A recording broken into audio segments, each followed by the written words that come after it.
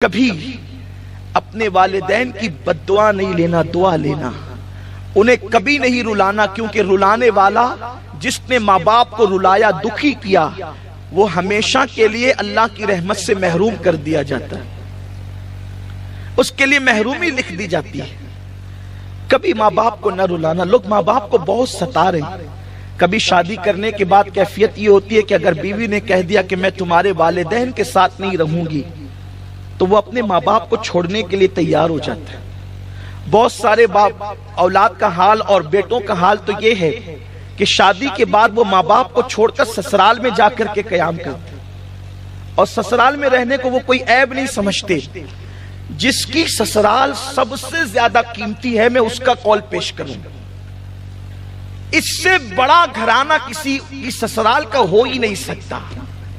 آئیے اس کی سسرال کی بات کرتے ہیں جسے دنیا شیر خدا، باب مدینۃ العلم، علی مرتضیٰ سید السادات، مولائے کائنات علی مرتضیٰ جسے دنیا کہتی ہے، ان کی سسرال جیسی سسرال کس کی ہو سکتی ہے؟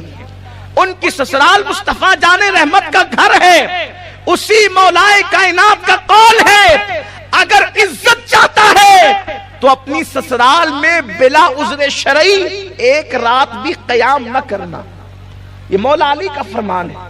اگر عزت چاہتا ہے، آپ مجھے گالی دیں گے ہو سکتا ہے، لیکن میں جو ہے وہ حق بات کہنا چاہتا ہوں، اور طبیعت میں یہی ہے. ممکن ہے جو اپنے سسرال میں رہتے ہیں ان کو برا بھی لگے، عذر شرعی کی بنیاد پہ رہتے ہیں تو بات الگ ہے، لیکن مولائے کائنات نے فرمایا اگر عزت چاہتا ہے بلا عذر شرعی، مسافر ہے رات کو قیام کر سکتا ہے، کوئی عذر ہے، کوئی بیمار ہے رات میں قیام کر سکتا ہے، بلا عذر شرعی سسرال میں ایک رات بھی قیام نہ کرنا اگر عزت سسرال میں چاہتے ہو تو.